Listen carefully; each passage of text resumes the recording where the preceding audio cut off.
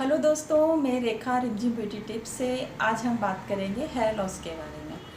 वैसे तो hair loss problem एक नॉर्मली प्रॉब्लम होती है जो सभी को होती है, लेकिन कई बार ये सीवियर कंडीशन में कन्वर्ट हो जाती है।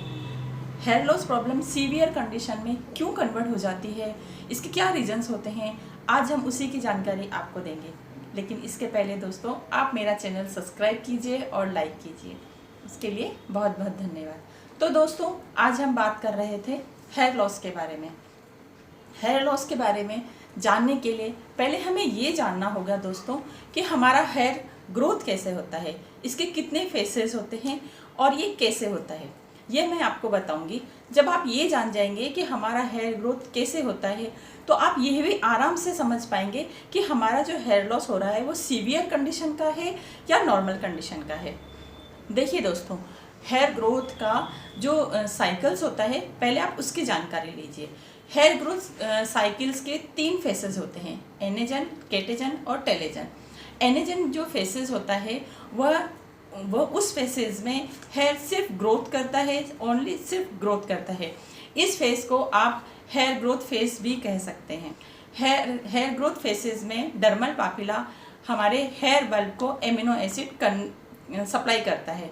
एमिनो हेयर बल्ब फिर उस एमिनो एसिड को प्रोटीन में कन्वर्ट करता है। एमिनो एसिड हेयर ग्रोथ में हेयर बल्ब में मेलानोसाइड होते हैं जो मेलानिन के प्रोटीन के सेल होते हैं। यह प्रोटीन सेल हमारे हेयर को स्ट्रेंथ देते हैं और हार्डनेस देते हैं, जिसकी वजह से हमारा हेयर फॉलिकल स्कैल्प में से इस प्रोसीजर को केराटिनाइजेशन कहते हैं। एनेजन फेसेस हमारे स्कैल्प में 19% तक होती है। यह 3 से 5 साल तक चलती है। इसका टाइम ड्यूरेशन 3 से 5 साल तक का होता है और इसमें और कई बार तो ये 10 साल तक चलती है। तो ये हो गया एनेजन फेस। अब सेकेंड इसका फेसेस जो आता है वो होता है, सेकेंड स्टेज आता है केटेजन। केटेजन स्टेज में हमारा हेयर सिर्फ रेस्ट करता है। यह हेयर ग्रोथ और हेयर रेस्टिंग के बीच की स्टेज होती है। इसमें हेयर ग्रोथ नहीं होता है, इसमें हमारा हेयर फॉलिकल बिल्कुल श्रिंक हो जाता है, मतलब कि सिकुड़ जाता है और डर्मल पापिला से डी अटैच हो जाता है। इसकी वजह से हेयर रूट झड़ जाते हैं और ये इसका ड्यूरेशन होता है 1 से 2 वीक तक का। और ये हमारे पूरे स्कैल्प में सिर्फ एक हेयर साइकिल्स का सबसे लास्ट स्टेज होता है टेलेजन स्टेज। इस स्टेज में हेयर फॉलिकल डेड पड़े हुए होते हैं और हेयर फॉलिकल जब तक डेड पड़े रहते हैं तब जब तक कि उसमें कोई नया हेयर नहीं आ जाता। जब उसमें नया हेयर आ जाता है, टेलेजन स्टेज ख़त्म हो जाता है और एनेजन स्टेज शुरू हो जाता है। टेलेजन जो स्टेज होता है यह सिर्फ हमारे पूरे स्कैल्प में, पूरे हेयर में सिर्फ 10% ही होता है। और अगर 10% से आपका हेयर ज़्यादा फॉल हो रहा है तो इसका मतलब आपको सीवियर हेयर फॉल है।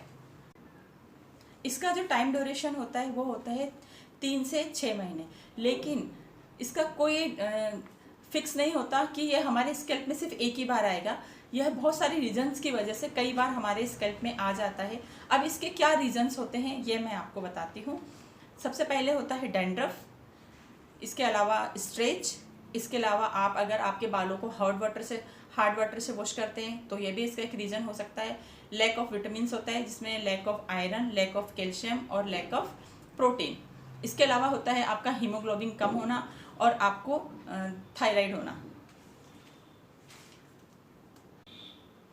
एक्सेस में केमिकल यूज़ करना, ये रीज़न होते हैं।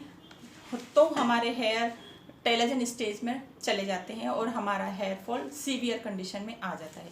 तो दोस्तों, आपके आसपास में जो भी स्किन ट्रीटमेंट के पार्लर्स हैं, जहाँ पर स्किन ट्रीटमेंट, हेयर ट्रीटमेंट के ट्रीटमेंट होते हैं, वहाँ पर जाके आपके हेयर को चेक करवाइए, देखिए आपका हेयर फॉल का, हेयर लॉस का क्या रीज़न है। उस रीज़न के बाद आप फिक्स कीजिए। अगर आपको डैंड्रफ है तो आप डैंड्रफ का ट्रीटमेंट लीजिए, अगर आपको विटामिन्स की कमी है तो आप विटामिन्स लीजिए, और अगर आप हार्ड वाटर यूज़ कर रहे हैं या आपको आयरन की या प्रोटीन की कमी है तो आप उसकी पूर्ति करिए। इससे आपका हेयर लॉस 100% रुक जाएगा। इसके अलावा अगर आपको कोई भी क्वेश्चन करना है या आपका कोई भी क्योरीज है तो आप मुझे मैसेज कर सकते हैं और हम फिर मिलते रहेंगे नेक्स्ट वीडियो में। बहुत बहुत धन्यवाद।